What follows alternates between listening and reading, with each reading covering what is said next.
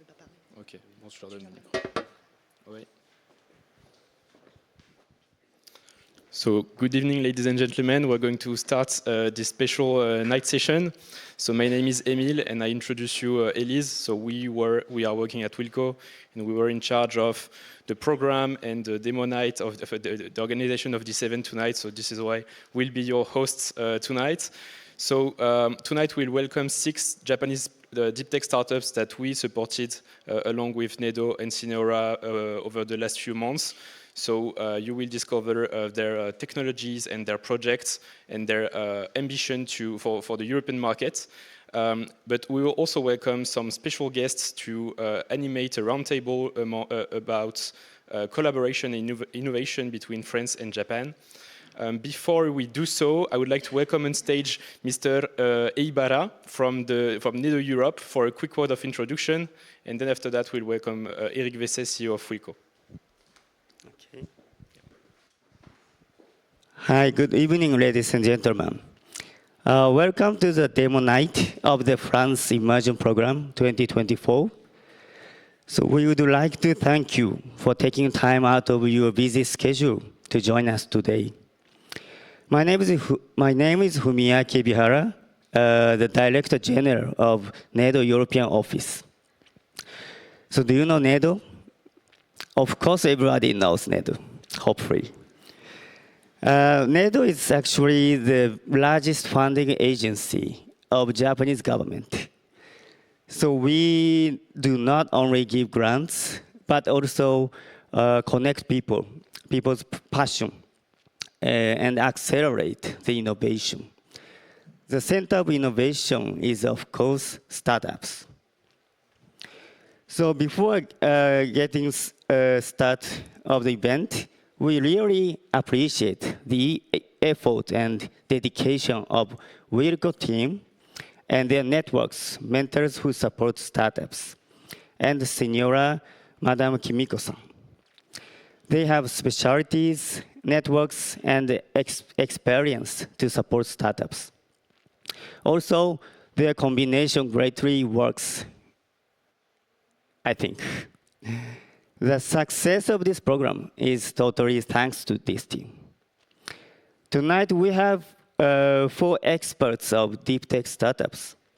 I also express great appreciation of the great guest speakers.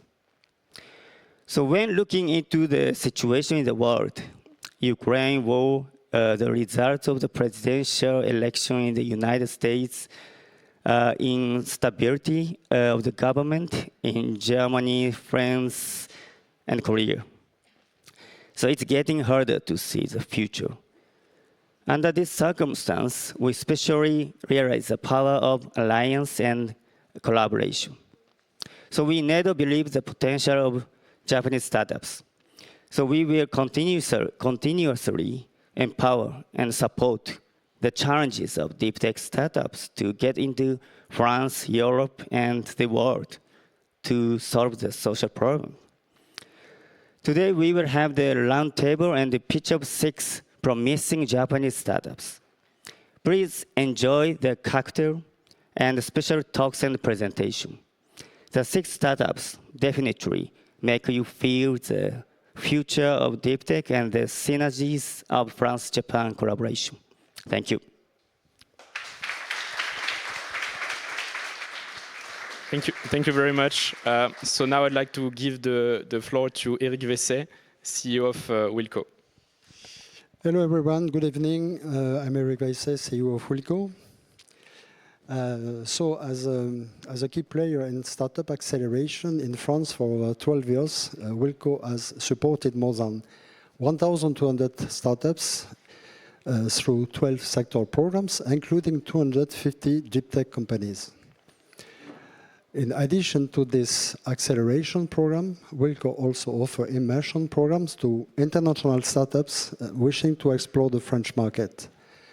So for the 3rd year running, Wilco has partnered with Nedo and Cineora to support 6 outstanding deep tech Japanese startups within this French immersion program. And so during this program, the startups refined their strategies, gained a deeper knowledge and understanding of French market expectation and also meet key players such as potential partners, customers, investors, as well as industry experts. C'est sympa. So at Wilco, we believe in international collaboration. So by fostering exchanges between our innovation ecosystems, je perds mon truc, we aim to encourage collaborations, knowledge sharing, and mutual growth. So together, we can make remarkable progress in tackling global challenges through innovation and entrepreneurship. So finally, I would like to warmly thank NEDO for its renewed confidence in Wilco. We are honored to be partner in this program, in this major program, which strengthens the ties between Japan and France in the field of innovation. So special thanks also due to Cineora, whose expertise was instrumental to preparing the entrepreneur to this program. And of course, thanks and congratulations to the 6 ambitious Japanese startups for their confidence and commitment in making this immersion program such a success. So we look forward to seeing the exciting progress that your startups will make in the future. Thank you all.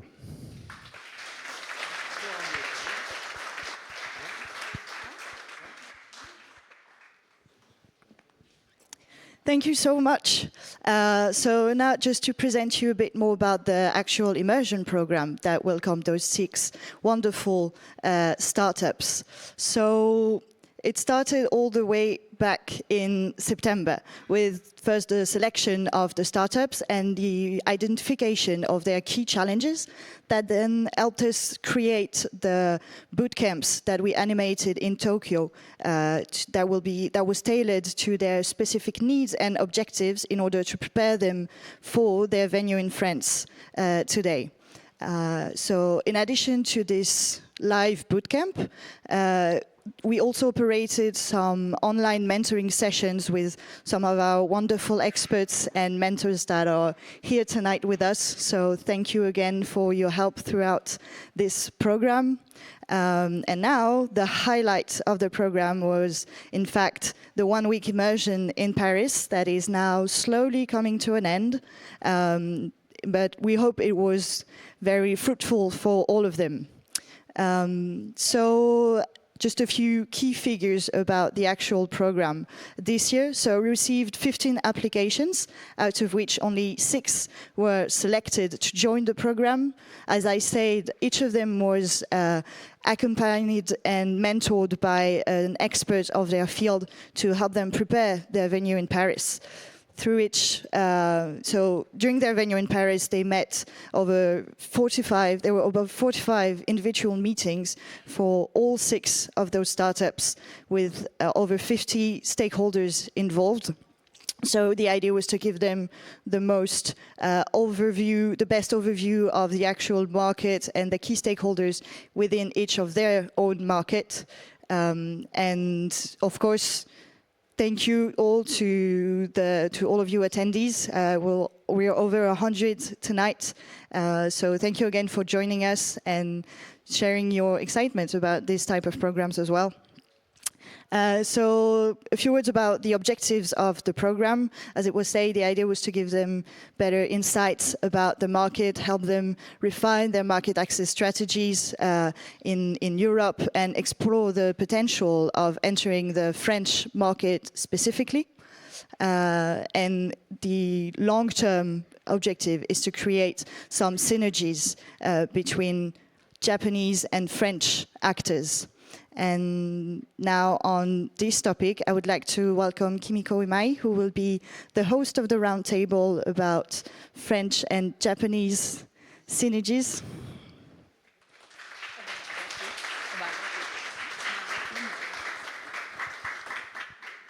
I will invite my speakers at first. So first, welcome Véronique.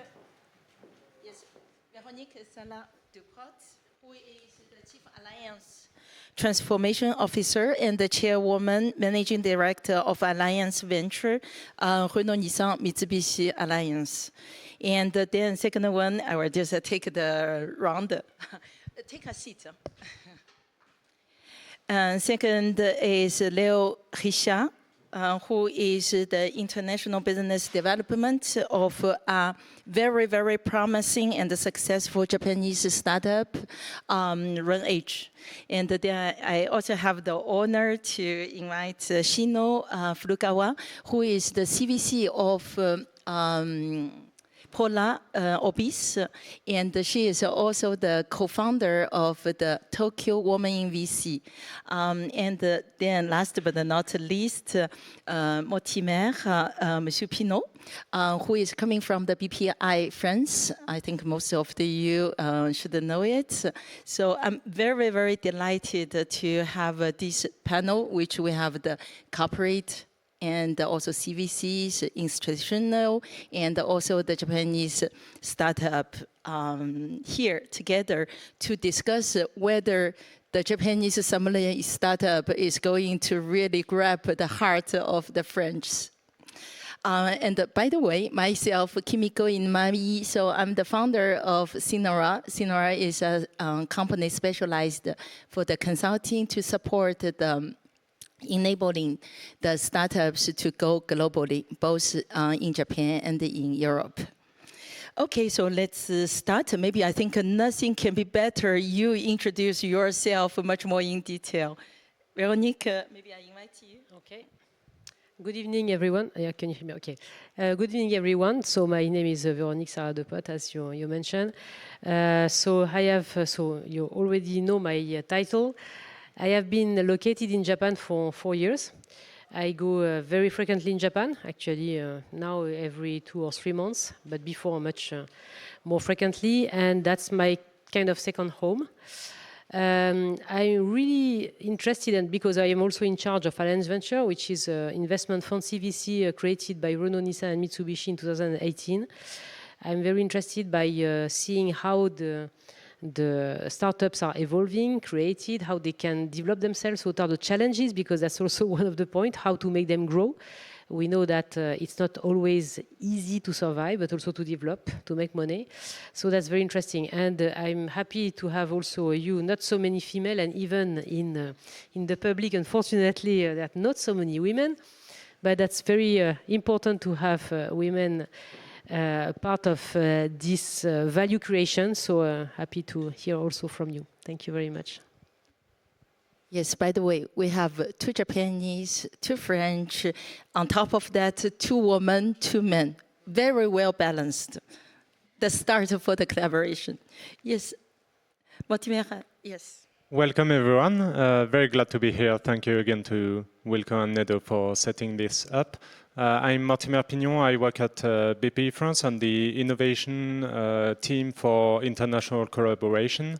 So the point of our team is to connect French startups with companies from foreign ecosystems. And of course, we look at the Japanese sector market and innovation ecosystem very finely, because there are quite a lot of interesting collaborations to set up between French companies and Japanese companies.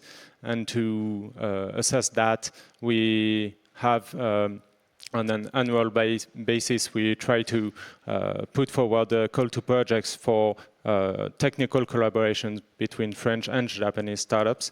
And the call ended yesterday, so sorry, we're a bit late, but we'll hope to make another one next year with Nedo. So thank you very much. Okay, and then the next, Leo. You're representing the Japanese startups, huh? Yes, exactly. A lot of the pressure. Yes, exactly. And even if my name is Leo Richard, and even my name and my face, I'm actually half Japanese, so I do know also the 2 cultures. I work for RunEdge. I'm doing international business development. So what it is, it's basically finding customers internationally outside of Japan. That's my first job. The second job is also to find some partners, should they be European, American partners to bring back on the Japanese market, but also some partners from Japan to bring them here in Europe. And I also worked at Fujitsu, so I know also the corporate part of like dealing with startups still in the French and Japanese context. So I'm very glad to be here, and my aim today, my objective is to share my experience working between France and Japan in the startup industry. Thank you. And then Shino. Hi, nice to meet you. So my name is Shino from Polar Orbis Holdings, which is a Japanese corporate who is a cosmetics industry. And I've been with this CVC team for 5 years by now. And then we are strategic and financial investors as a CVC. And I am also the co-founder of Token VC, which is a community for female venture capitalists in Japan, which has 200 members who are all female VCs. And then why I'm here, because I moved to France in this September because of my family reason. But luckily, the Polar Orbis, they kept me as a member still, although I am away from Japan. So Welcome. Thank you. Actually, Very good welcome. Is really helping me to get into this startup ecosystem in France. I really appreciate that you have me today with this beautiful other panelists. So I'm so glad to be here. So thank you for having me. It's our pleasure. So maybe let me to just set a little bit of the same. When we're thinking about the startup ecosystem of Japan, it's a little bit behind maybe French ones. In 2022, the Japanese Prime Minister declared that it's going to be an inaugural year for Japanese ecosystem and startup ecosystem. And there's a 1 trillion budget was really launched in the place to support the startup ecosystem. Second one, there are 5 bases, regional bases, selected as strategical area for the startup development. On top of that, also the government declared to send 1,000 entrepreneurs to the overseas to learn, grow, and conquer the world market. And I think tonight it's really one of the demonstrator for that. But I think there's someone knowing better, even better than me, which is Shino. I think the first question is to you. Can you give us some more deep insight about the Japanese ecosystem? Mm-hmm. How is it really in the real life? What is the strong area which I think today we have quite a lot of French corporate and VCs who are here. What are the areas you think they should focus in and looking at? Okay, great. So yeah, thanks for asking me. So I would say the Japanese startup ecosystem is growing and growing. It's like, for example, to give you a little bit of figures, it's the investment in startup last year, it amounted to about 600 million euro equivalent, which is actually 10x from 10 years ago. So it's really, really big now. And actually, the corporates are really also, expanding their investment in startups. Actually, the 25% of that amount is coming from the corporates. So they are really looking into open innovation and encourages more people to do a startup or working together with startups. It's like really, really growing. I think in France, you had the same moment perhaps 5 years ago, but we are now at the peak and still growing. That's despite of the downtown. Yeah, and in terms of the areas, I would say the deep tech and the robotics, because there are some good, university, origin startup, and also the ex-researcher at corporates. They do startups as well, and the spin-off is also grow, and the number of spin-off cases are growing and growing. So one of the examples is actually the wrong edge. So I think these areas, there is something that the international investors or players should look into when it comes to Japanese startup system. Oh, that's great. Thank you very much. Very, very, very promising. And on the other hand, from the corporate point of Veronica, I think you are also more than that. You're really the expert also from the French-Japanese collaboration. In this sense, what did you see And what did you see, what was your experience in the Japanese tech? Yeah, anyway, I think that there is very high complementarity between French culture and Japanese culture, and especially when it comes to business. So that's very clear. There are a lot of common points, mean that people are creative, they want to go further, they want to push. Systems are a little bit different, for sure, and that was a little bit pity that until a few years ago, the Japanese government didn't push too much about the startups evolution. And now, when I go to Japan, and last time I went there, that was in October or November, we have been visiting together with Xavier the new startup place in the center of Tokyo. Yes, absolutely. And that was really impressive because here, and this is very Japanese style, I mean that not only you have the place in which startups can meet and meet investors, but you have also a desk in which they support you to settle. You have also kind of toolboxes, but real physical toolboxes, so that people can make experiments. So I think this pragmatism sorry, is a common point.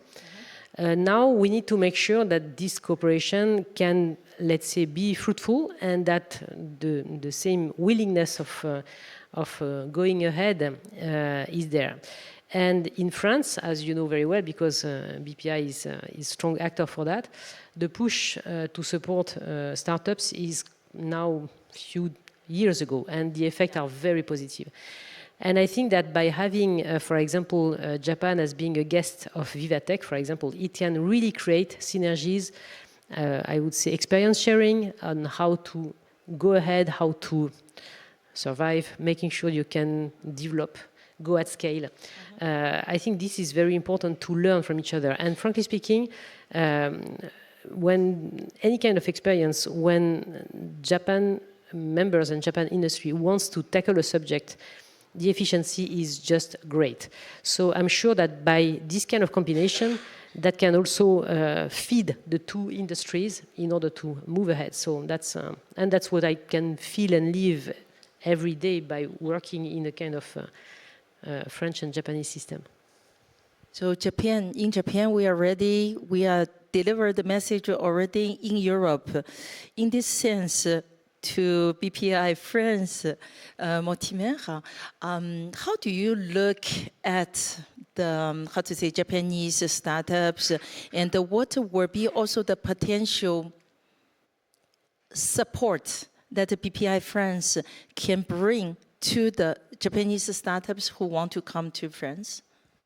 Sure. The first point to note, I would say, is to have a look at how political and institutional look at the ecosystem. As you said, the startup ecosystem has been quite pushy in France for about 10 years, a bit more. And that is because we had alignment between the political and institutional sector, putting a lot of money on the table, actually, to make it grow. And we can see that now in the Japanese ecosystem as well. That being said, when we look from the perspective of BP France at the Japanese ecosystem, we see a lot of things that we want to have in France. For example, strong CVCs that actually do M&A with startups, that actually invest in them. We push our CAC 40 companies to do the same as the Japanese conglomerates. So this is very interesting for us. For us as well, we see in the Japanese ecosystem quite a good fit between the R&D development laboratories and the startups. And actually the deep tech sector is in proportion probably ahead of what we want to do. And we've been on the topic for 5 years through a deep tech plan that also requires a lot of resources. So we're looking at a lot of things that we want to import. And I think, on the other hand, the Japanese ecosystem is looking at a lot of things that they want to take from our experience, for example, La French Tech and everything. For Japanese startups, compared to French startup, I would say the opportunities in France are quite strong as well, because from our point of view, the Asian market at large can come through going abroad in Japan and expanding over there. Japan is not the only destination, maybe, but it's one of the most promising ones, with Singapore and Korea probably. And on the other side, for Japanese startups, should you want to address the European market, France should be one of your main targets, along with probably the UK and Germany, I would say. So we're kind of in the same situation, and we're very happy to have foreign companies settled in France, and we're doing quite a lot. It's not my job, actually, so we're doing quite a lot to make it easier for foreign companies to come. Yeah, interesting. It's echoes of what Véronique already said. So there's not only cultural complementary, it's also economical in terms of the positioning, in terms of the, how to say, the characteristic. It's quite similar. It's very interesting. And how do you really feel it in the field, Leo? You are doing it every day. Is it la vie en rose every day? I mean, there is something that is easy, is that when you're a Japanese company in Europe, you have, and in France, you have that amazing Japan brand power. The soft power of Japan is quite amazing. Of course, you have the animes, mangas. I think we're in a spot where we can see that already at eSpot, but also in the industry, there is this kind of mysteries about Japan where the Japanese are doing, like, they're somehow very advanced technologically. There is some mysteries, like, I'm sure they're doing something that is very, very edgy, but no one has heard about that. So the people here are really, really keen to listen to Japanese people, even though they are very patient with Japanese people, because they want to know there is a use case, there is a technology in Japan that's not yet unveiled, and that maybe even the Americans doesn't know.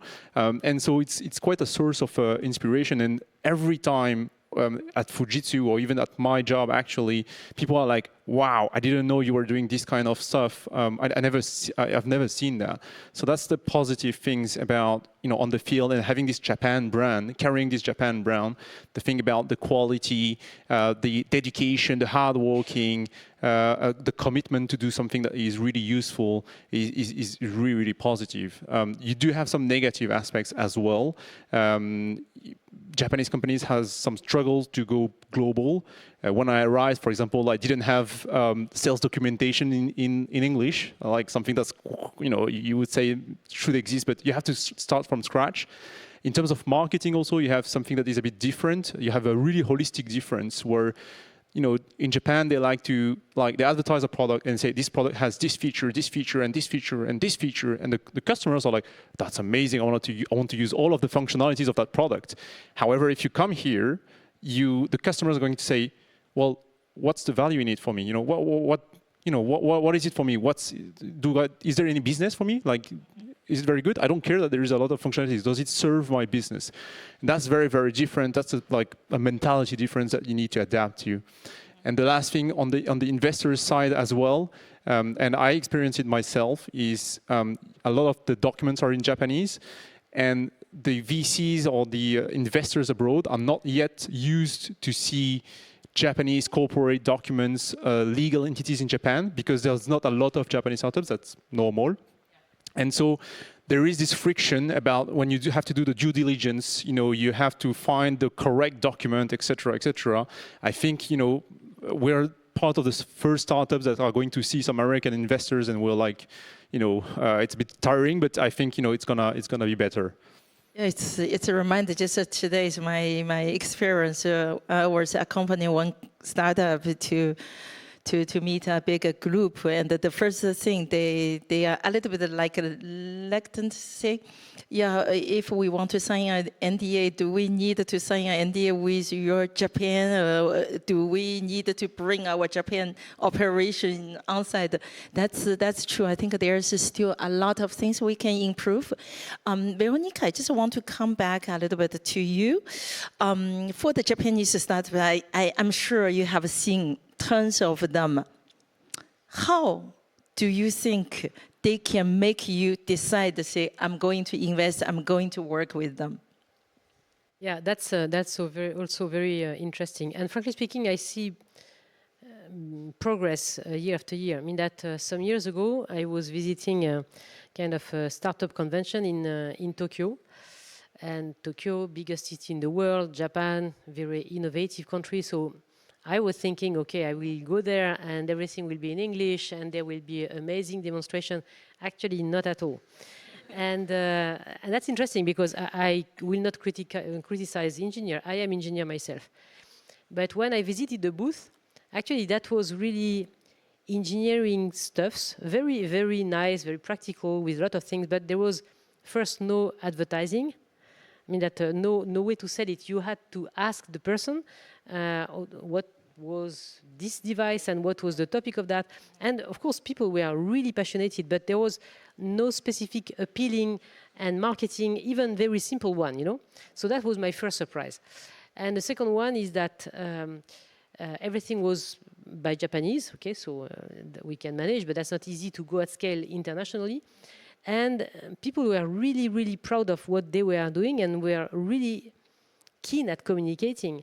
But the idea of putting at scale, the idea of finding investors was not really the point. And that was more, okay, that's what I want to do and let's consider. But, you know, this idea and the mindset is now changing, which is really good. But at the beginning, and not so long time ago, for me, I don't know if you have the same view, but that was for me quite surprising, interesting and surprising. So, but I think it's changing. And what I saw in Yurakucho with this high-tech and startup, let's say, greenhouse, I would say, was really promising. But that was, yeah, quite interesting. Yeah, tech need to find its market. Otherwise, it cannot scale up. I think it's true everywhere, especially for the Japanese startups. I think there is still a lot of work to do. Like what Leo said, it's not just about the functionality, it's not about the feature, but it's about the value for the customer. By the way, from the BPI point of view, Mortimer, can you tell us what are the area France is looking for, is investing and focus on? Because I think those areas are the area to be very important and meaningful for the Japanese startups to come to test their chance. Yes, indeed. In France, we have quite a few successes. For example, French Touch, which is quite well known abroad. French Care, we're quite good at health and medical sector, but we also have quite a lot of challenges. Some are shared, like climate transition. We're planning to invest heavily in climate, like 7 billion per year at the scale of BPI France activities. So quite a lot of investment for a bank that does about 10 billion financing every year, not only in innovation, just global. So climate is a very big sector for us. We're trying to find both a lot of green tech to, I would say, equip the large companies or larger companies or non-innovative companies that need to set themselves in the transition for climate resilience, but also to put those companies in the mindset of having carbon neutral targets. And for that, green techs from France are good, but there won't be enough. So I would say for green tech companies from Japan, come to us and sell us your products because we are going to need them. Second challenge, which is not as shared as other countries, is the challenge of reindustrialization. Very hard to say, sorry. We had quite strong industries in the up to the 80s, I would say, and then we delocalized a lot. And now we're looking back and saying, what did we do? Why did we do that? Was it the smart move? And we're trying to regrow our industry to make it more resilient, first, greener, second, and to be, I would say, more sovereign, to have a control about our industry. And also for this, especially when we look at the Japanese ecosystem, your industry is quite a dream for us. We'd like to have such strong capacity to take a product and or take an innovation and put it in the production chains as quickly as Japanese companies can do it. So we're looking ahead to learn from Japanese companies that do that. Indeed, for the industrialization, I think we do have a lot of things and the experience can exchange with the French corporates and also the startup ecosystem in general.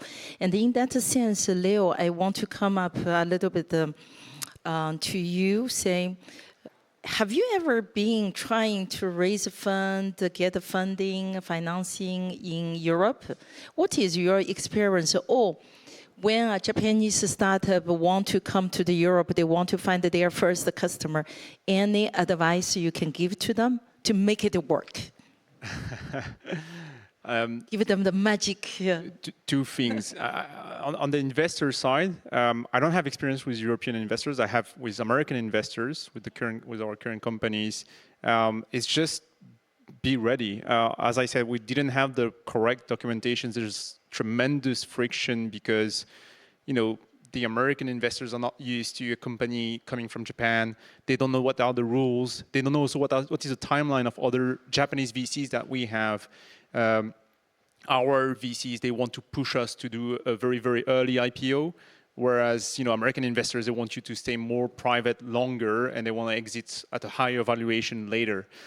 So you have all of these friction that you need to manage, and you have to manage expectations as well. You have to be very, very transparent about saying, well, this is how it works with Japan. We already raised some capital in Japan, and you will have to abide a bit with these rules because they were there first. So that's kind of the difficulty I experience with investors.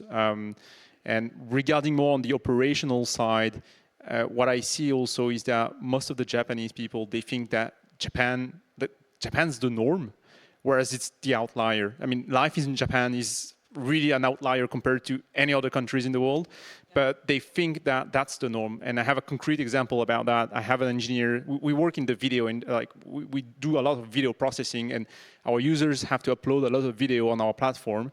And I have some customers in Latin America, they don't have very good internet connection. So, I tell that to the technical team and they can't believe that. It's a use case that doesn't exist in Japan. So I have to convince them, and there is really this thing, you need to have this trust about telling you, I'm not I'm not bullshitting you. It's a real problem that I can't do sales if my product is unusable by a user in Brazil or Mexico. So can we add something on the roadmap so that we can change the product, even though this is completely useless for the Japanese market, which is the main market usually for those startups. So that's, you have this trust element that you need to have. Yeah. And you, as a bridge, which play a very important role to really make the communication. My day-to-day job, yeah. That's important. And maybe I think the time is coming up. Maybe, is it possible for you also give some tips for the French corporates or VCs in general? Well, if you're, going to Japan or meeting with a Japanese startup, or you want to meet with a Japanese startup, then I would suggest reaching out to those companies via connection. And then, especially, there are a certain, group of people who are, very open to foreign players. So there are sometimes, connect you through someone they know, who are very interesting for you. So maybe you should find these people who I would call them a networker or connector, and then they will give you a great connection. And then, for example, let's say, if you just do a cold mail to a Japanese corporate or startup, it's really, the success rate is lower, right? But if you got got interaction with someone they know in mutual, you'll get higher success rate for sure, right? So you should find those people. And one other thing, this is something I learned from Singaporean investors, but when you had a response from a Japanese startup or corporate saying, I'll think about it, or we will consider, it means no. So you have to ask them again, when would be the right timing to re-approach you? Is it 6 months, 1 year? If they say 1 year, it means forever. Remember this one. I think it's very, very important. Great. Yeah, that's true. That's not changing even for the corporate. Last but not least, Veronica, I know woman leadership is something by heart for you. And do you have one word for the entrepreneur or the Japanese startups, especially on the woman leadership? Yeah, so that's a very interesting question. And by the way, getting back to what you said, even in Japan, when somebody says muzukashi ne, this means impossible, right? Yeah, muzukashi, impossible. Or if you say basically yes means no, basically. So these kind of tips, I learned by living in Japan. You learn a lot of things like that. So that not only in Singapore, actually. So getting back to this, for me, this is really interesting because if you look at the academics, let's say a profile of women and men in Japan or also in France, you can see that the level is the same. And I have been sharing a lot of, let's say, ideas and having a lot of discussion with women all over the world, and especially in Japan. And there is really a bias, but not only in Japan, by the way, why we should have a kind of gender difference by approaching business. For me, it's kind of strange because when you learn engineering, let's say, if you have engineering training or if you have, I don't know, business training and so on, if you enter university, mean that your teacher will not say, okay, the left part is women, so I will explain you this way, and then to the men, I will explain another way. So why in the business there is a difference? For me, it's kind of really strange. And I think that countries or organizations or businesses who make difference, actually, they remove themselves some opportunities. I'm absolutely convinced of that. And when a company hires you, or when as a woman or man you create a startup, you do something, you should not, let's say, consider it with the, let's say, the optics of or being a man or woman or being a Christian or Muslim. For me, that's nothing to do with business, nothing at all to do with business. And I still don't understand why there are these kind of differences. Of course, I know that basically there are differences, and that usually women, they're less than men, just because we tell them since they are little girls, okay, be careful. And we usually say more, be careful to girls than to boys, okay? But at the end of the day, it prints something in your brain, right? So, but the point is we need to be kind of disintoxicated of that. Otherwise, there will be always this bias. And again, the necessity for governments, companies, startups, or whatever, to make this transformation and give the same chance to men or women is not just, or is not at all to be kind with women. It's just a kind of potential. If you remove half of the population, you just remove half of the potential. which is absolutely stupid. And when you look at a country such as Japan, but that's the same as all OCDE countries, the natality is decreasing. So if on top of that you don't use old resources and women resources, this is kind of suicide, right? So we need really to have this kind of move, make more examples, say, such as what you are. Role model, you know, for men, role model, nobody cares. But, so, you know, my personal experience is that I need to confess that I really didn't care so much about difference between men and women because that was not at all my education. So I have been living my way in the company and the companies. And when people were asking me, how is it to be a manager female in Japan? I always told them, first in Japan, there is a huge difference. You are a foreigner or non-foreigner. Being a woman is after that, right? First, foreigner or Japanese, first point. Therefore, I didn't care.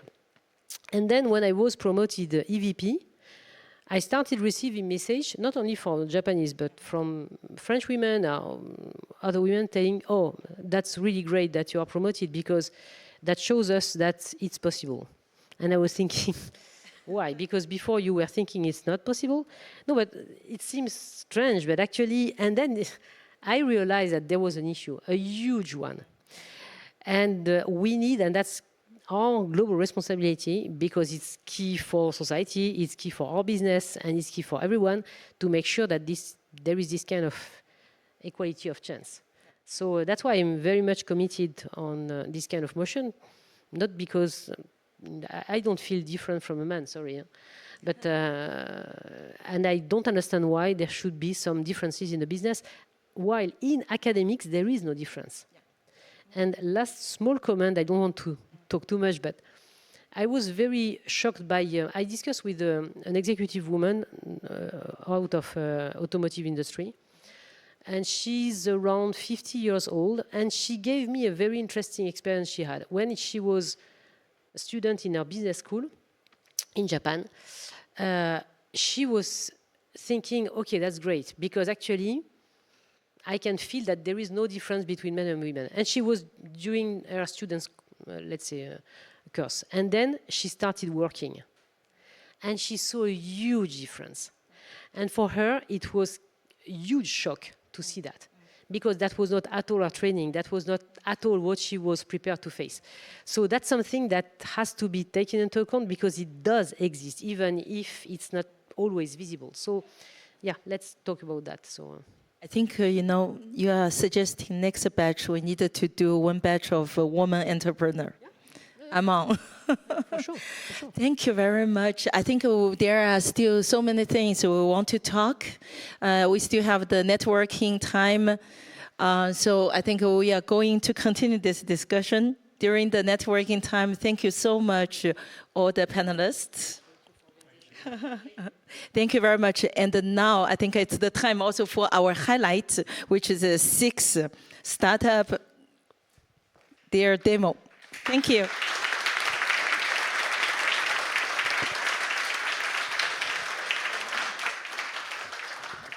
Thank you very much for all these great insights. So as Kimiko mentioned, we're going to go on with the startups of our French immersion program. So welcome on stage Shino from 3D Architect.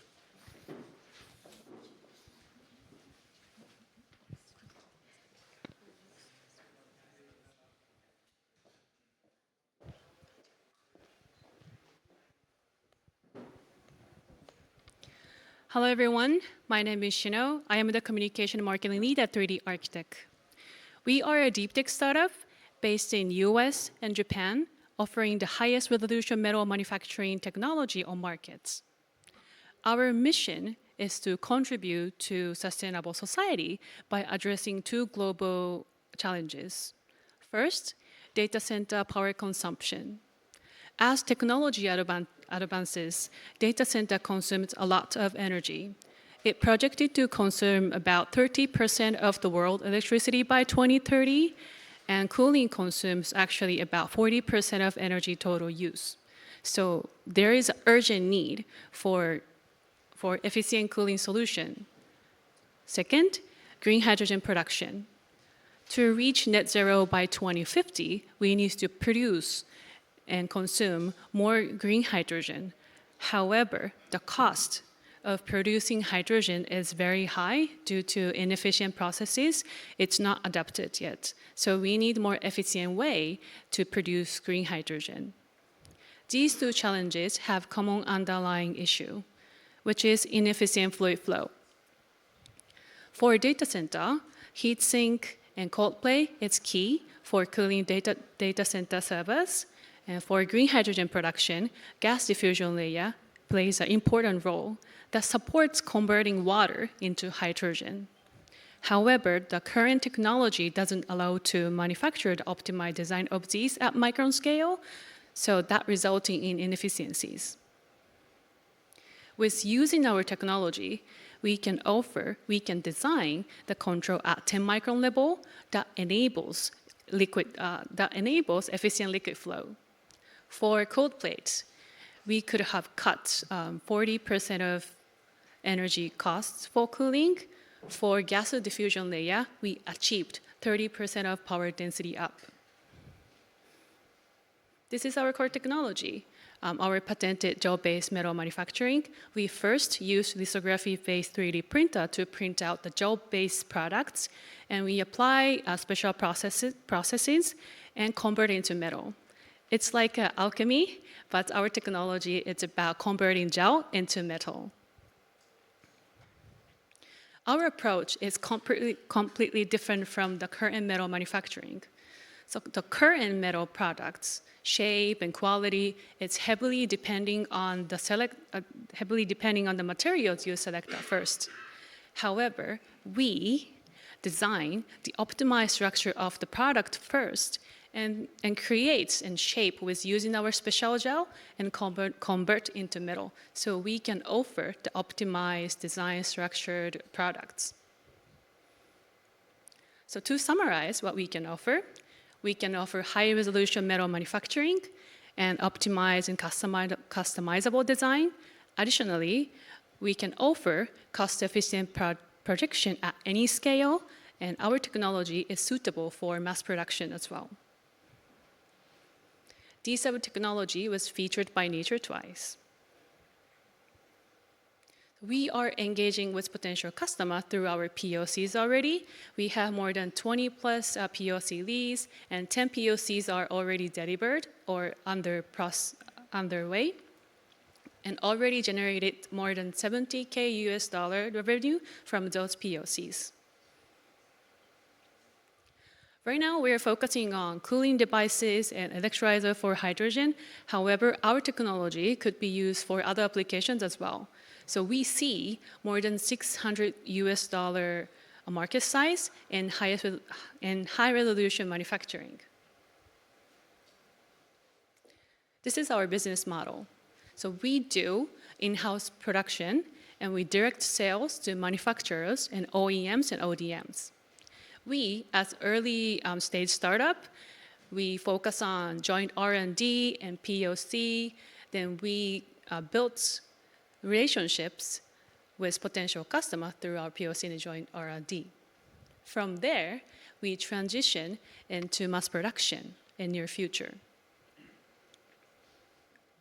This is our team. So we have talented individuals having expertise in technologies and industries. Our CEO, Kai, he did his PhD at Caltech. That's where he developed this technology. And we also have Jay from R&D team. He did his PhD from Harvard. If you have any question related to our technology, please find Jay later. Then we are supported by advisory board of technology and IP expert and business strategy experts. Then we gained awards and recognitions globally and locally in Japan. Today, I'm here to seeking for strategic partnership for advanced cooling solutions or electrolysis solutions. So if you are interested in any joint R&D or a POC, or even just having a casual discussion of how we can collaborate, I'm happy to talk. So merci for your attention. Now I'm open to any question.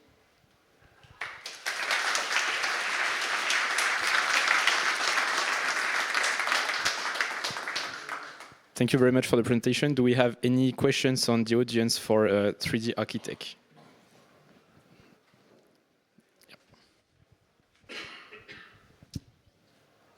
So good evening, Mr. Troma from Stellantis.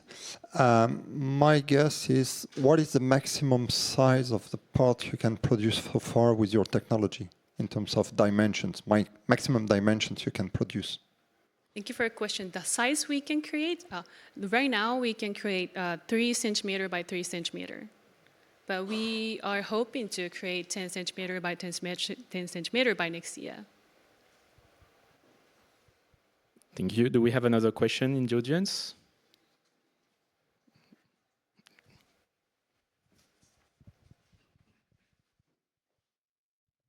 Good evening, Jawad from Safran.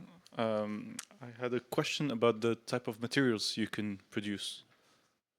It's difficult to list up what materials we cannot do. Yeah, we can pretty much offer any metals, alloys. Do you have any like specific materials you're looking for? No, just to know if there are any limitations anyway in terms of, so it's metallic materials, but you don't have any restrictions whether it's aluminum alloys, steel, nickel-based alloys, or any other type of alloys. We are having difficulty doing titanium and aluminum at this point, Okay. but we are developing to make it happen. Okay, and maybe follow up on the size. So you say today you do 3 by 3 centimeter. Correct. Next year you want to do 10 by 10. Correct. But what is your, I would say, final objective? What do you aim for in the future? Not necessarily short term. The biggest size. Yeah, the we're biggest achieving, thing you could 1 think. meter by 1 meter. Thank you. Maybe one last question. No more questions? Okay, then it will be for the cocktail. Thank you very much, Shino, for the pitch. Merci. Thank you.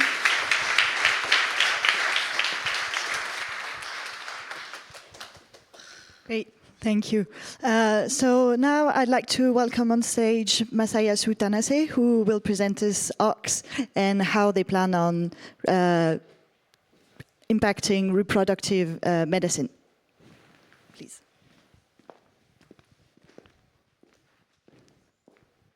Bonsoir, I'm CEO of AXE Incorporated. We are revolutionizing the sperm selection process in infertility treatment using AI technologies. According to a report by WHO, approximately 1 in 6 couples have experienced infertility issues at some stages in their lives globally. Furthermore, more than 3 million treatments are reported each year globally. However, even with the treatment, only about 25% of couples are able to have a child. In such infertility treatment, there are main stages, three stages: SMEP, IUI, and ART. The last stage, ART, assisted reproductive technology, is the most complex and still under developing with ongoing research. It said that the half of causes of infertility is related to male factors, and also a study published in Nature shows that in cases of high sperm damage, the miscarriage rate can differ by about 20%. However, at present, there is no way to accurately detect sperm DNA damage. So, this is where our system comes in. We have developed a sperm selection support system that evaluates the sperm quality based on morphology and motility and DNA damage, assisting embryologists to select one best sperm.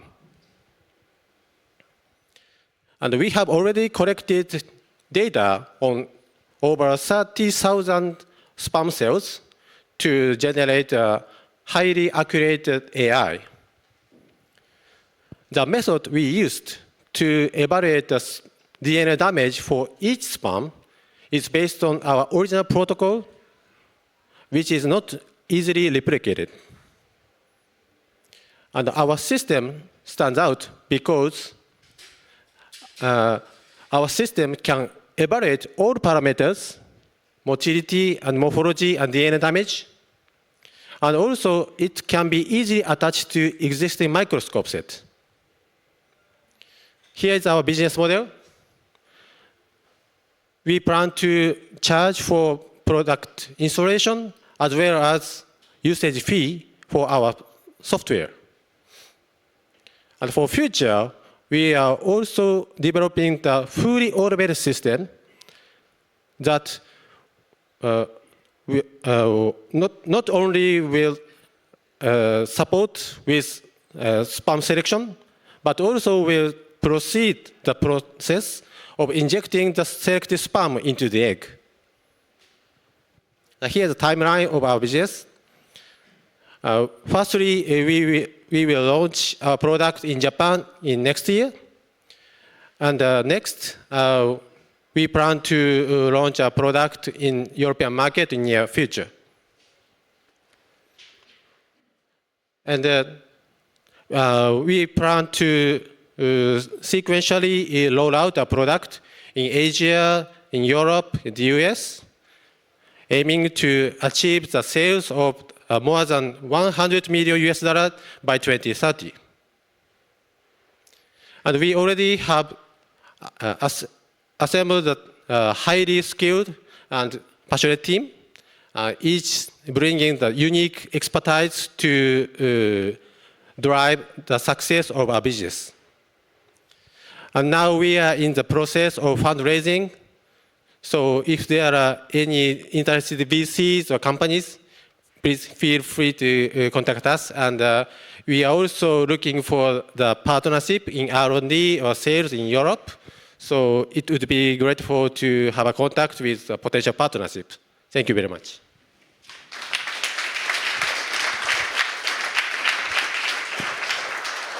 Thank you so much for your presentation. Do we have any questions in the audience?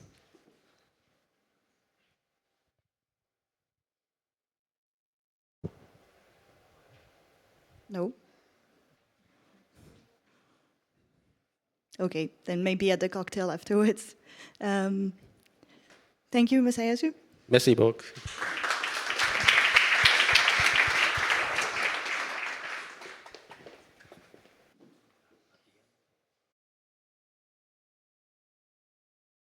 So now let's go on with our third startup tonight with Yuki-san from Kate.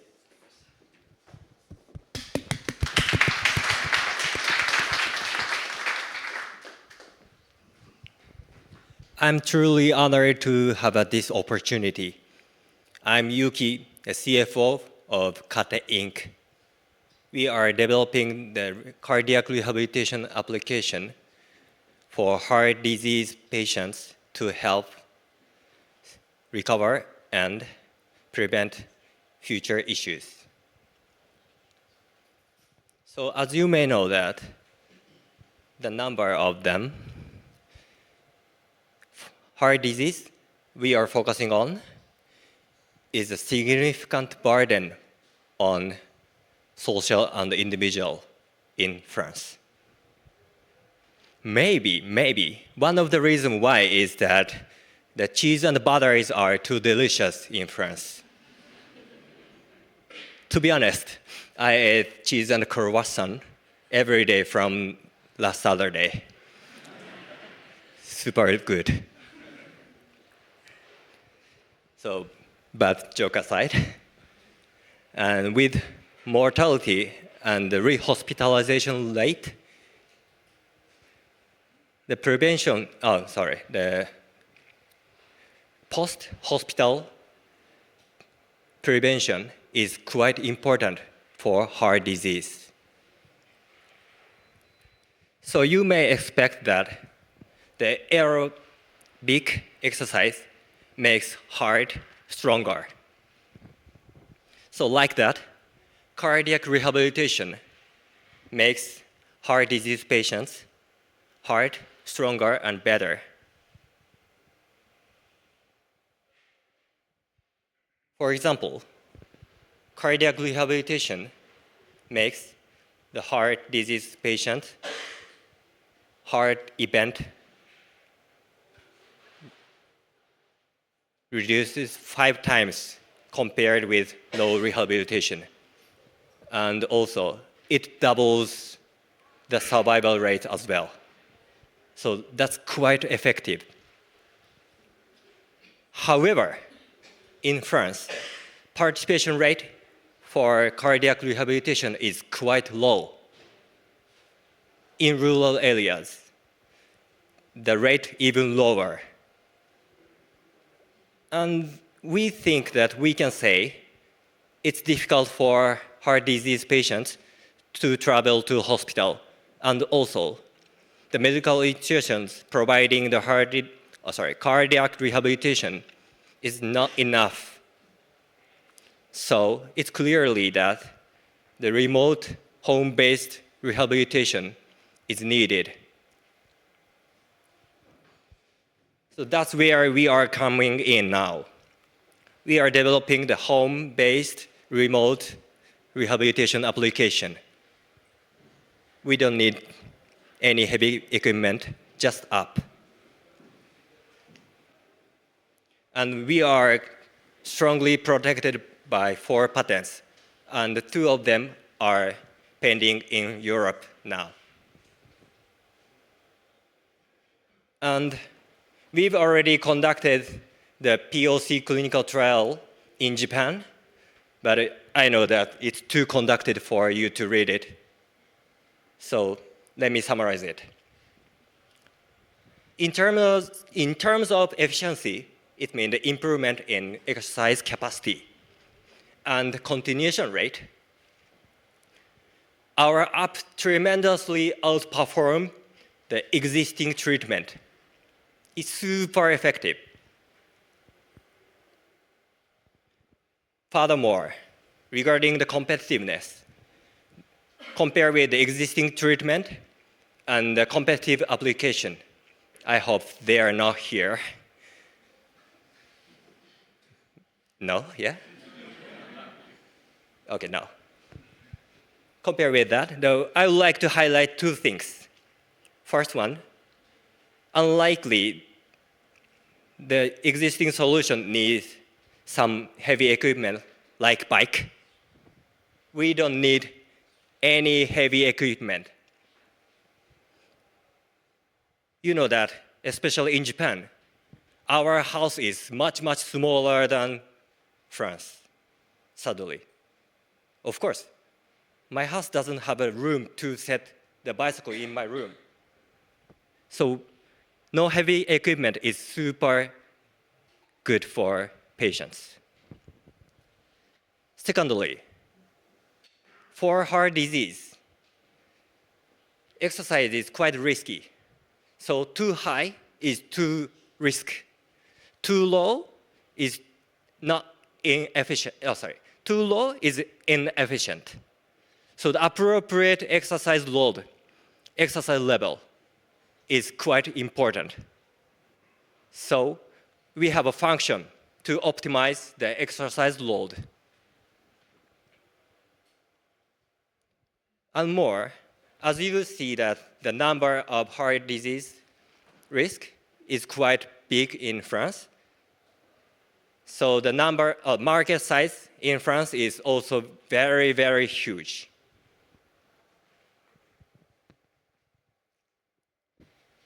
And also, our expansion is quite unique, we think, because regarding the exercise for heart disease is quite risky, and also patients who has the hypertension, some of them also have the heart disease. So if the company who like to provide the exercise as a medicine for hypertension patients, that company need to handle on the risk level of heart disease. So low risk to high risk is quite difficult. It's so challenging. Therefore, that situation makes our company unique. We can spread down to the other disease because we can handle on the risk level of cardiac disease, like this.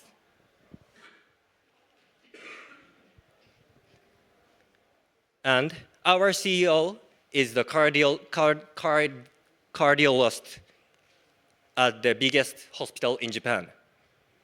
And he is still working now. Maybe it's 3 a.m. in Japan, but suddenly he's still working. It's the doctor. So that's why I'm here. And we've already completed the fundraising from one of the biggest venture capital in Japan, and also got the research grant by NEDO. いつもお世話になっております。And I've already said, we've already done the clinical POC study. So, at the next step, we would like to fundraise next year and start the clinical trial in Japan.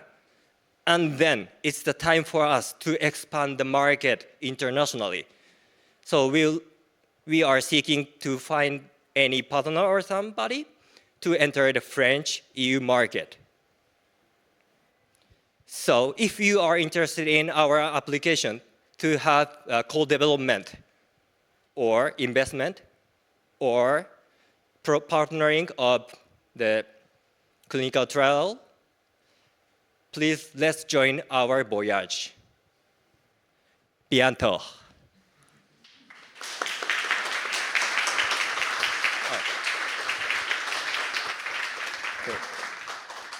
Thank you very much for this presentation. Any questions in the audience regarding cardiac rehabilitation treatment app?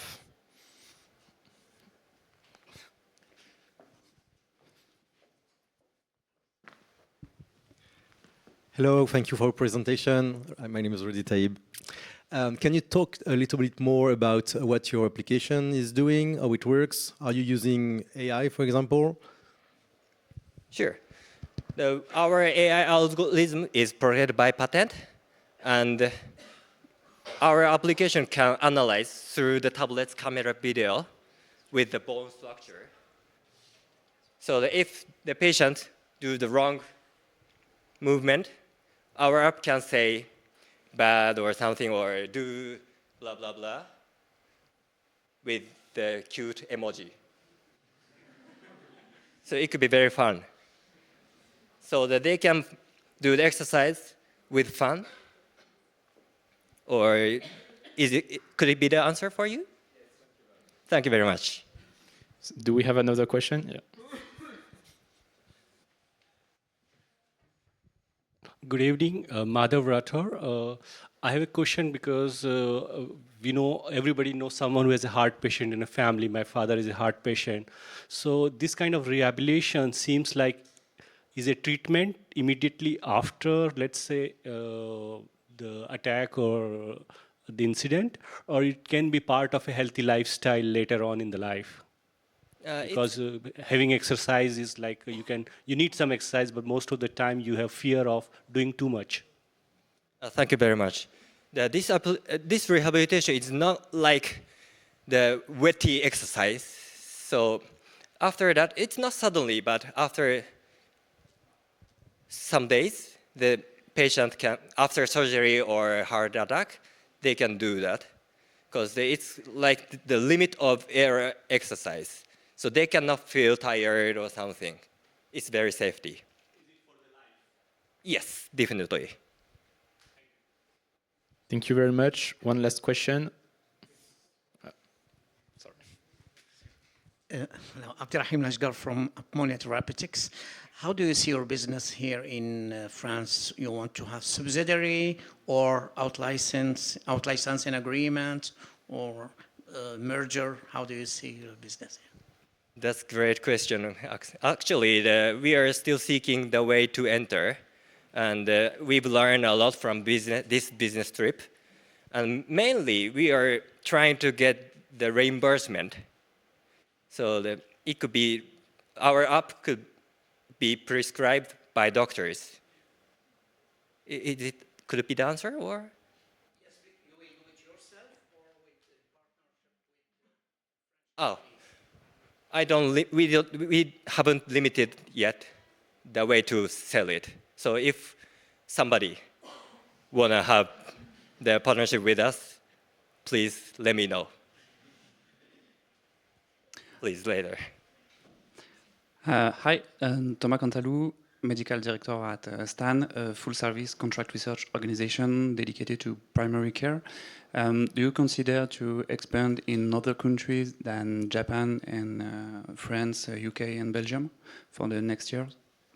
You mean I can or? Do you plan to expand, I mean, for example, in USA? Or? Yeah. For now, we haven't limited the countries to enter, but still, next year, we would like to start something like preclinical study or just product development or something, but we would like to start from somewhere. And I think French could be the best so far to start. And also, the US should be very huge market, but still, the French could be nice because we could have a good chance in here, and also we could spread out into the EU market. So that could be very nice for us. Okay, I agree, and I can think that we can help you. Thank you. Okay, so sorry, we have to go to the other project, but if you want to keep discussing with Yuki-san, you can meet him at the cocktail. A bientôt. A bientôt. Thank you very much. Thank you very much. Thank you. So now let's move on to the next project. I'd like to welcome Lucas from Fermelanta that will present us their bacterial factory. Thank you.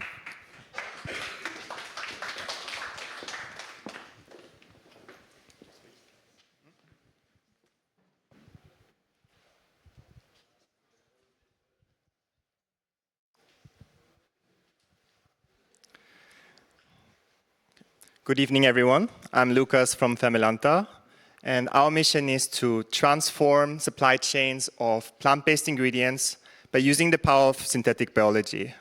And we're trying to make them more resilient and more sustainable and more affordable. So nature has always been the source of human health. A lot of big industries like the pharmaceutical industry, cosmetic industry, and supplement industry still heavily relies on nature to source their active ingredients. But the issue is that nowadays nature cannot keep up anymore with the modern demands. So the problem with traditional sourcing from agriculture is that it's slow, inefficient, and environmentally taxing. And without any innovation, this leads to very expensive active ingredients, frequent supply chain disruptions, and problems to our environment. So at our company, at Fermelanta, we came up with a solution. We're moving away from plants and instead use bacterial factories to produce these compounds for us. So by genetically engineering bacteria strains to replicate these complex metabolic pathways that are found in plants, we can produce the same compounds in these bacteria cells much faster and in a more stable way. We do that by inserting over 20 genes into a single cell of bacteria, which then allows it to convert simple sugar into these highly valuable active ingredients from nature.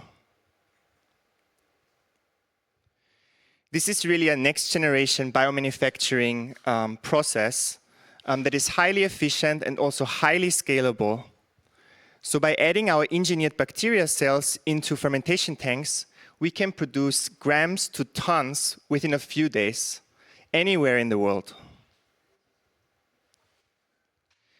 This really has the potential to revolutionize the supply chains of natural ingredients, heavily reducing the time it takes to source these ingredients from years it takes to grow plants to only a few days using the bacteria cells.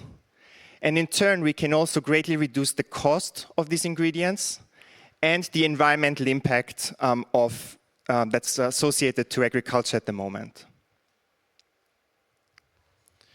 So we are using this technology to produce highly valuable secondary plant-based ingredients like alkaloids, phenolics, and terpenoids, which are heavily used in the pharmaceutical, in the cosmetic, and in the supplement industry at the moment.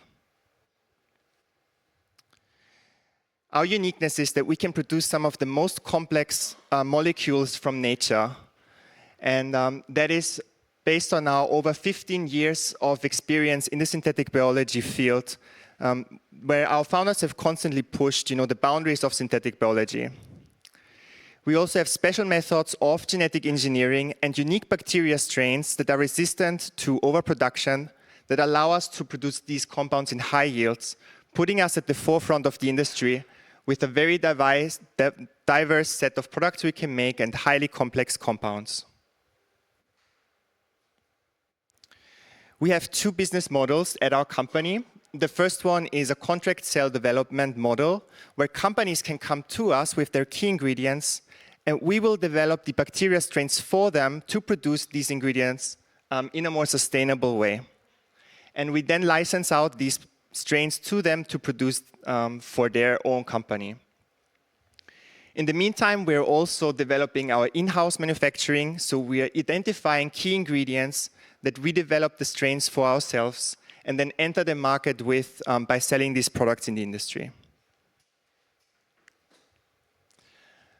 We have over $18 million of non-dilutive funding from the Japanese government, who is supporting the biomanufacturing business in Japan and is supporting us to diversify our pipelines and enter the market.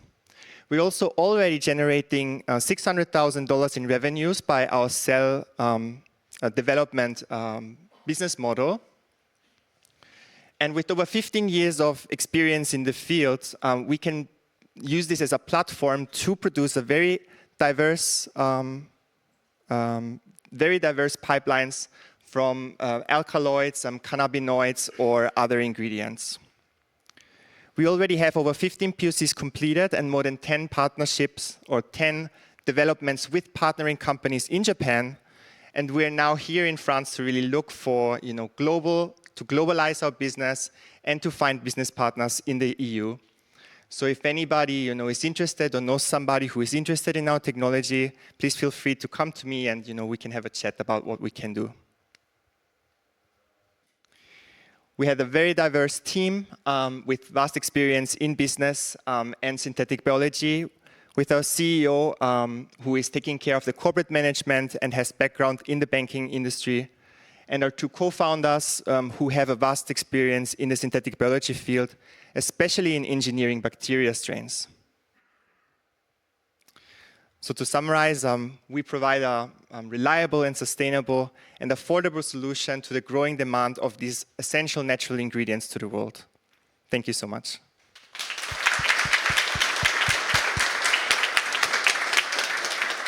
Thank you, Lucas. Do we have any questions about Familanta?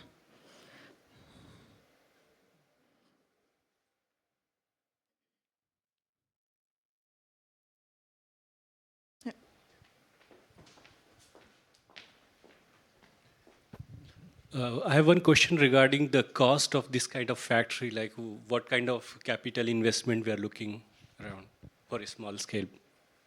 You mean how much the production would be for this technology? A small, like the poke you are doing, or the first business unit we will be producing commercially, like what kind of investment we are talking? It's like 1 million, 10 million, 50 million? You mean okay. So we have just closed our Series A round at the moment, which is around 7 million. So for the next round, we're actually looking for also global investments. We're looking at around 30 million for our next round.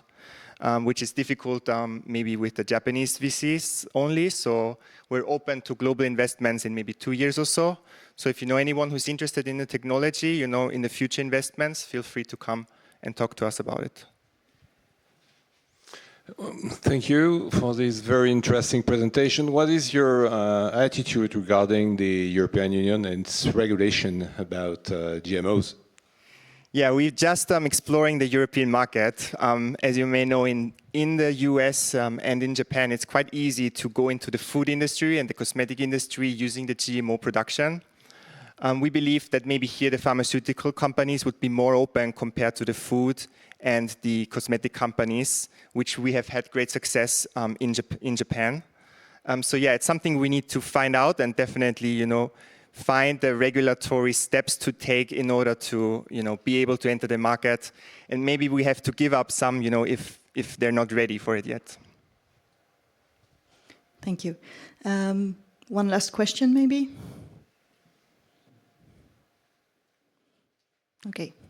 Thank you, Lucas.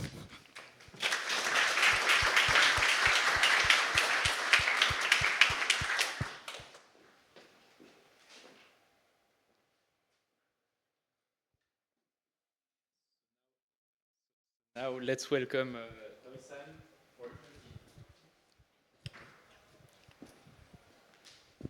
Little round of applause.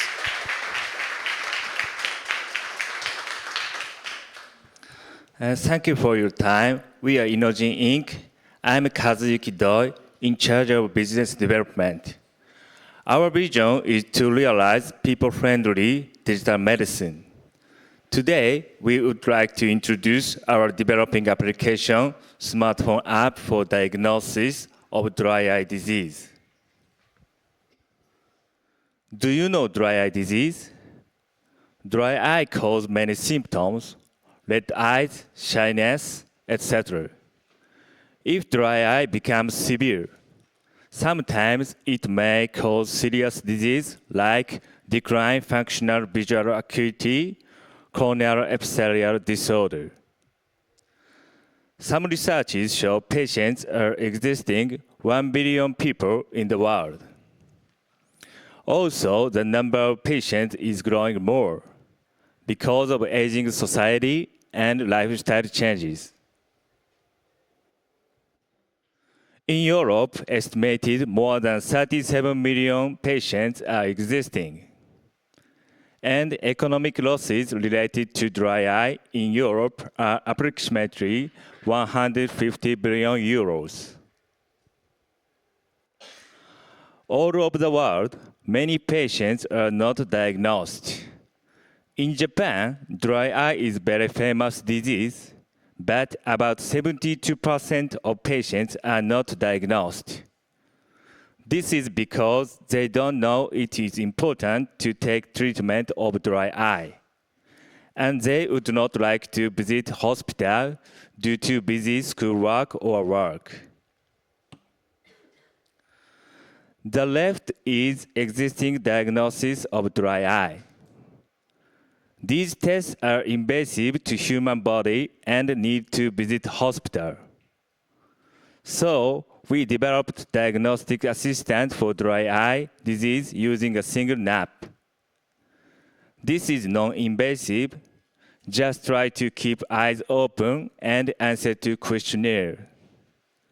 Very simple and easy. It takes only 1 or 2 minutes. Our app is evidence-based that we are conducting clinical trials related to the diagnostic ability of this product. The paper was accepted by a well-known ophthalmology journal. Our app is reliable and valid tool for assessing dry eye. It will be available in Japan in the second half of 2025. We are considering a B2B2E business model. This is a subscription model from company to Inojin. Target companies that are interested in employee healthcare management. If dry eye is detected, the company recommends employees to check dry eye in the occupational physician and let them take treatment. Meanwhile, Inojin collects for personal data to analyze labor productivity and provides feedback to companies. This is our team. CEO Inomata is the founder. CEO Inomata is the founder.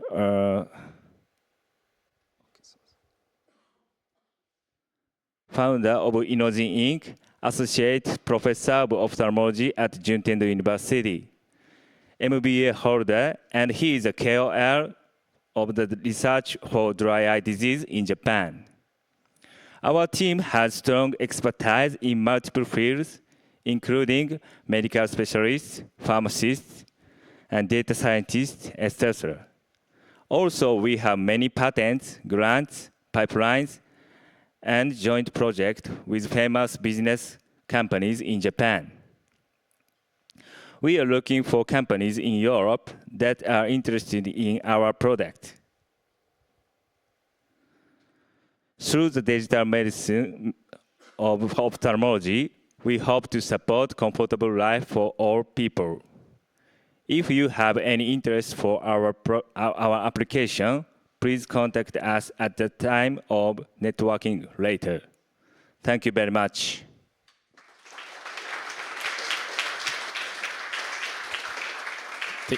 Thank you very much for the presentation. Do we have any questions for Inojin in the audience? You all know about dry eye disease. Who has dry eye disease in the audience? No one. Okay. Yeah.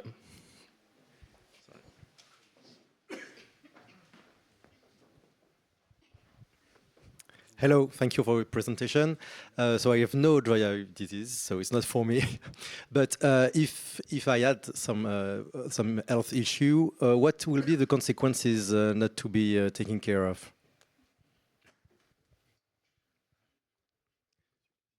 So if I have dry eye, yeah. Let me answer. Could you repeat again? Yes, if I have a dry eye problem and I don't treat it, what will be my consequences on my health? What are the consequences not to treat the dry eye? Yeah. So you mean the no treatment in the world? You mean? Yeah, no treatment. Yeah. So the dry eye should be like a chronic disease. Means as early as possible to detect and to maintain is a best one. So we consider our application very easy to simple use. So means we can just let the people just take 1 minute, 2 minutes to take this diagnose the dry eye, and then if the application shows that you are the dry eye, means that maybe they didn't realize, but they dry eye means that they can start the treatment from early stage. It's very important. And to complete, in case I don't treat, thanks to your application, I know I have dry eye and I don't know anything.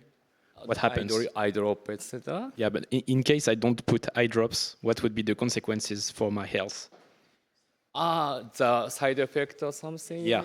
I think not so big side effect for the eye drop. This is eye drop means so. Okay. Thank you very much for the pitch and your answers. We'll go on with the last project. So let's welcome on stage. So let's welcome on stage Shota from Morus.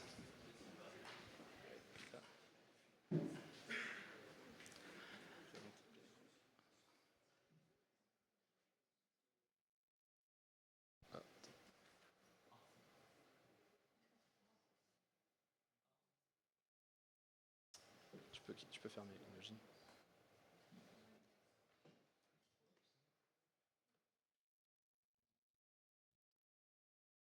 Yeah.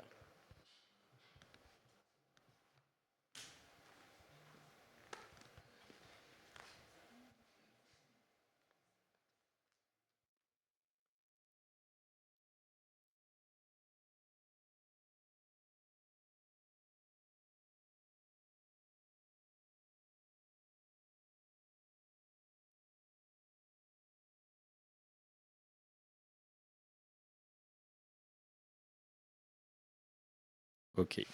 Are you hungry? It's time for dinner. I prepared a special tea for you, which controls blood sugar level after meal, which tastes like matcha, which is actually made from silkworm for human consumption. So anyone have a try? Oh, thanks. So this is a prototype, our brand Keiko.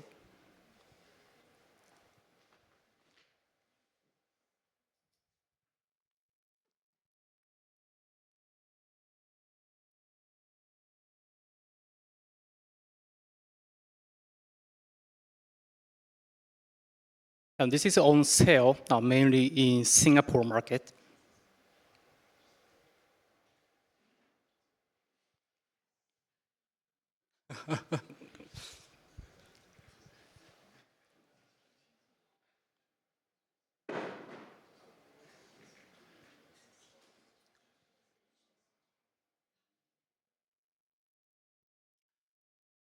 Okay, let me start my presentation. I'm shorter from Morse. We supply silkworm powder to answer global health problem. Yes, we are working on the global protein crisis. Insect protein for human consumption might be one of the solutions. But do you want to consume insect protein? Maybe answer is no, because it lacks appealing point to consumers. High protein and low environmental burden are not enough for convincing you to consume insect protein. And second, it isn't tasty, like cricket isn't. Shell remains in it, or smelly, fishy, so on. And it's pricey, usually 2 to 4 times more expensive than the existing one. Then we propose silkworm powder, which acts like Huda's medicine, which is getting hit in Asian market to find a way. In concrete, not only being high protein, but also it has many health benefits in it. So it enables us to climb the mountain in a different way. I mean, we can firstly start from high added value functional food market. And then after reducing cost, we then enter alternative protein market. So why it's possible? 3 reasons. As I have you told earlier, it has many health benefits in it, which other insects don't have. Secondly, matcha-like taste.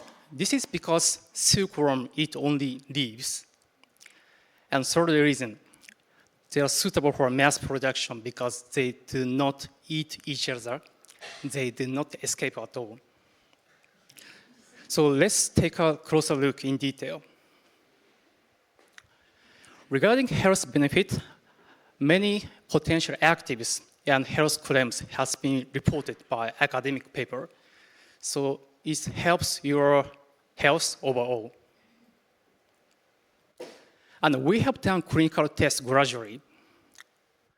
It proved to be effective for controlling blood sugar level after meal. So that should be effective for diabetic prevention.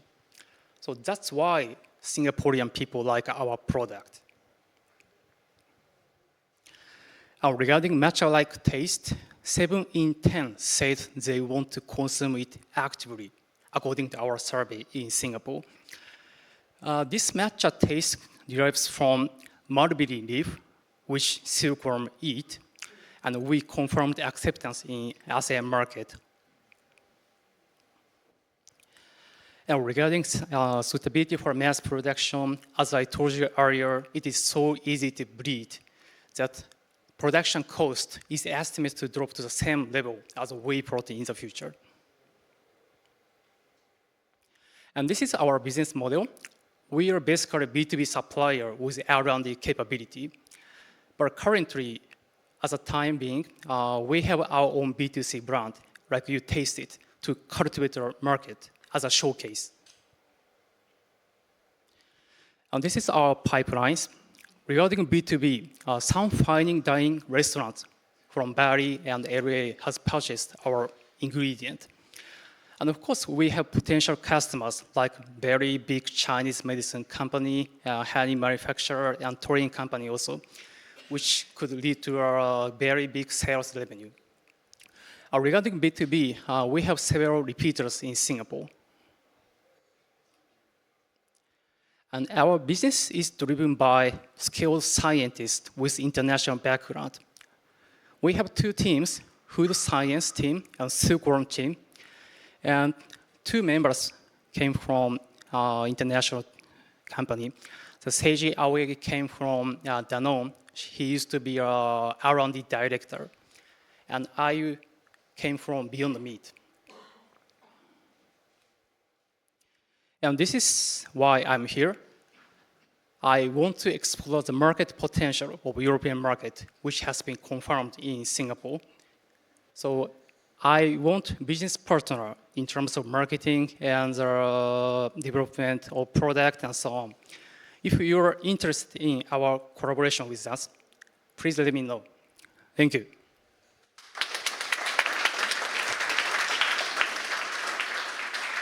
Thank you, Shota. Do we have any question in the audience? Or people who want to give feedback on the tasting that they've just had? Thank you for the presentation. This is Wahid Awad, CEO of Rosetta Omics. I didn't get to taste yet. Maybe later. Yeah, later. I have two questions. The first one, why did you start with Singapore, not like Japan? This is because, how can I say, as a premise, Japanese people are not aware of our health and the environmental awareness. So there's no reason for them to consume insect protein, actually. And then, the reason why we started from Singapore is, as you may know, Southeastern Asian countries are dominated by Chinese origin people. They, in the daily life, they consume Chinese medicine. And many of the ingredients come from insect ingredients, like ant. So they are so used to consume insect ingredients. So that's why. Thank you for the answer. The second question is more about, like, I mean, silkworms, everyone knows them. I mean, we make silk out of them, right? Can you still make silk and make protein from the same worms, or that's different? Yeah, we are using same species, which is specialized for silk production. But before they produce silk, we start harvesting them at the larva stage. Last question, I promise. Very quick one. I mean, again, do you have like patents? Is it complex to do that, or anyone can just copy you because it's quite? Yeah. Thank you. So let me keep the detail hidden. But we have filed 6 patents already, mainly for food formulation, because there has been no, how can I say, case for human consumption, few cases in terms of silkworm powder usage. So there's a wide space for patent. Thank you. One more question. Everyone is just waiting for the cocktail now, I think. Okay, thank you very much, Shota. Thank you.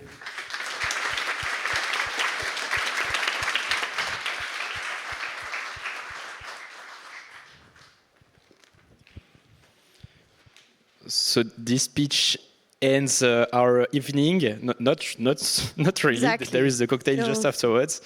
So just closing remarks from both of us.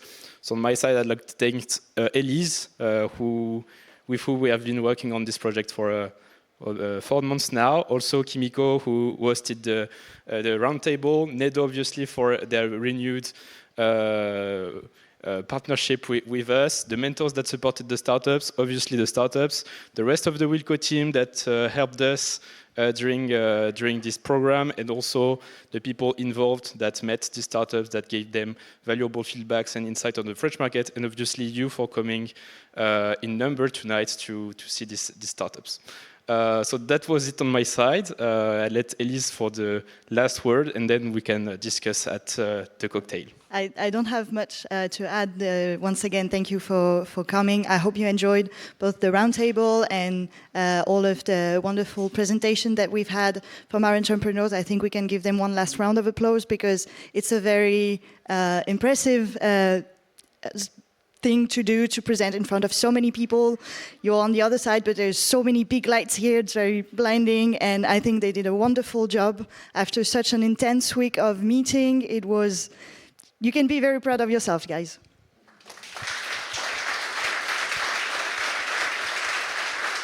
And I guess now we can move on to the fun part. You can join the main entrance and have some drinks and food. We'll be here if you have any more questions about the different projects. I think they will all be very happy to tell you more about what they're doing. Thank you. Thank you.